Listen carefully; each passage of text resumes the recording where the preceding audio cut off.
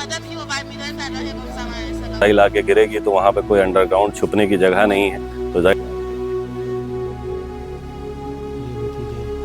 किरदार मेरा बताएगा कि मैं रहबरे इस्लाम हूं, जुल्म के आगे झुकता नहीं, सर करबला याद है।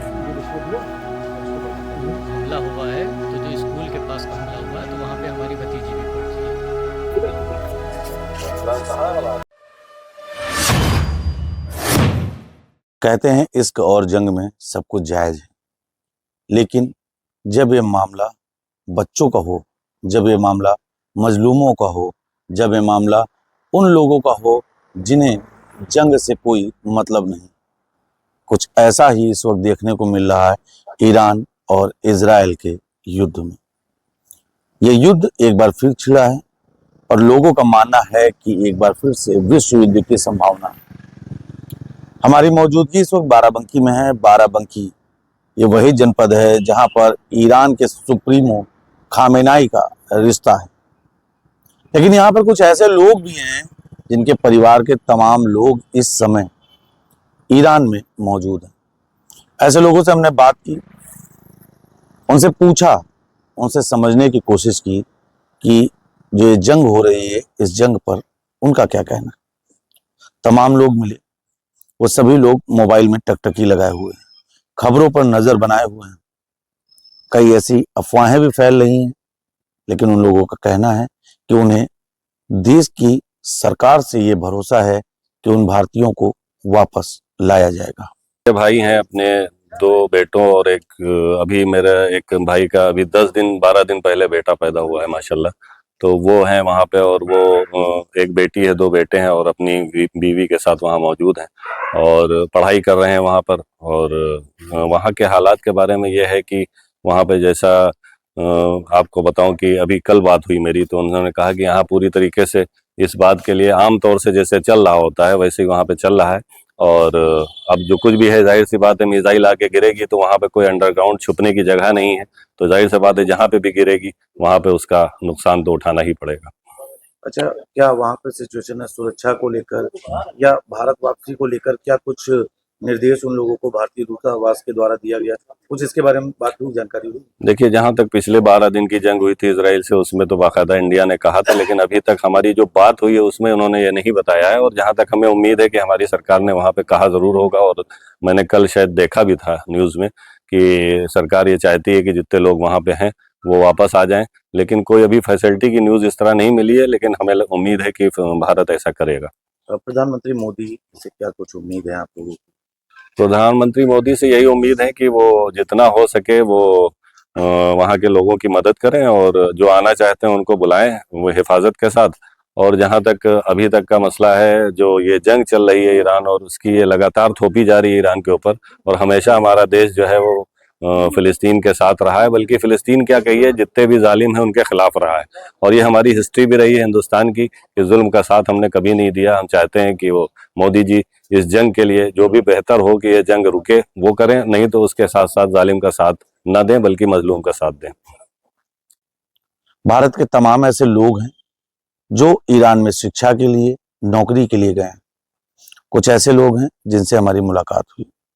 बाराबंकी के रहने वाले एडवोकेट दिलकश रिजवी, उनका परिवार, उनके भाई इस वक्त ईरान में मौजूद हैं। कल तक उनकी बात हुई, लेकिन आज जब से नेट बंद हुआ उनकी बात नहीं हुई। ये पहल जो है वो इजराइल ने की है अटैक की, जबकि ईरान ने अपना डिफेंस किया है। ईरान को अपनी आत्मरक्षा के लिए ये जवाबी कार्रवाई करनी पड़ी, जबकि ईरान का ये कोई इरादा नहीं था कि वो जंग खुद शुरू करें। लेकिन ट्रंप और नेतन्याहू की चाल है ये कि ईरान को किसी तरीके से जंग में फंसाया जाए। अच्छा, हम आपके मोहल्ले में रात तक लगभग 12:30 बज रहा है जी। आपके मोहल्ले के तमाम ऐसे लोग हैं जिनके परिवार के लोग ईरान में हैं। जी, सब बहुत परेशान हैं, बहुत दुआएं, जी बहुत परेशान हैं लोग।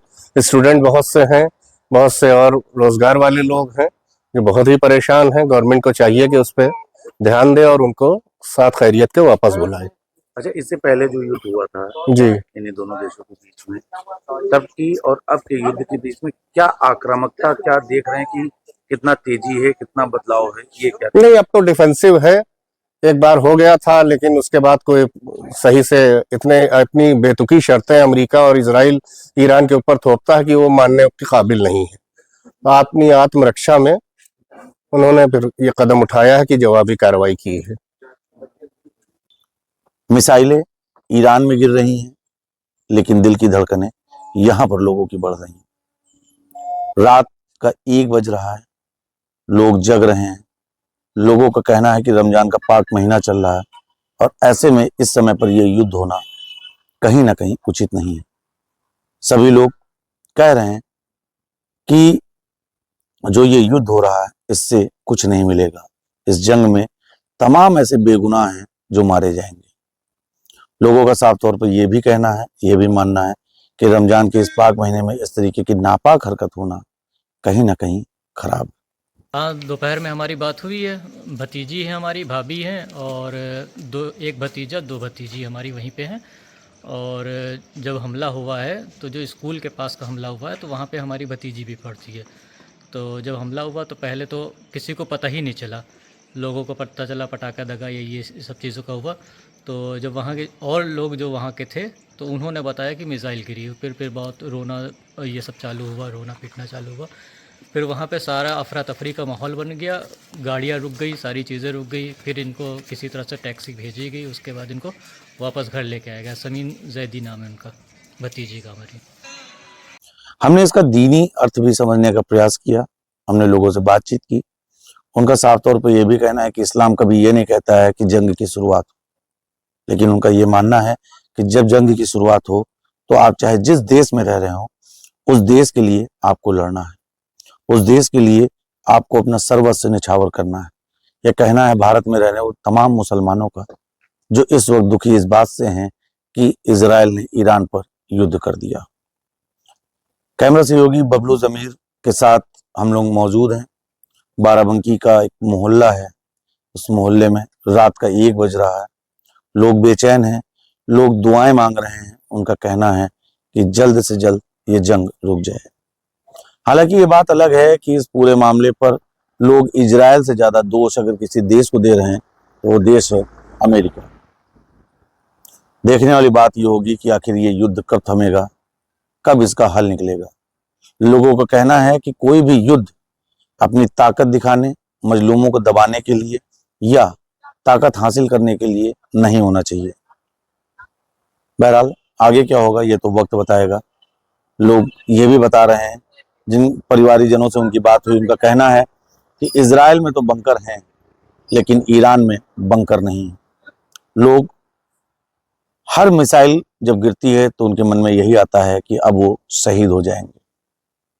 क्या होगा कल किसी ने नहीं देखा, लेकिन लोगों के बीच में तनाव है, दुख है, गुस्सा है। देखने वाली बात होगी कि आने वाले समय में क्या कुछ होगा।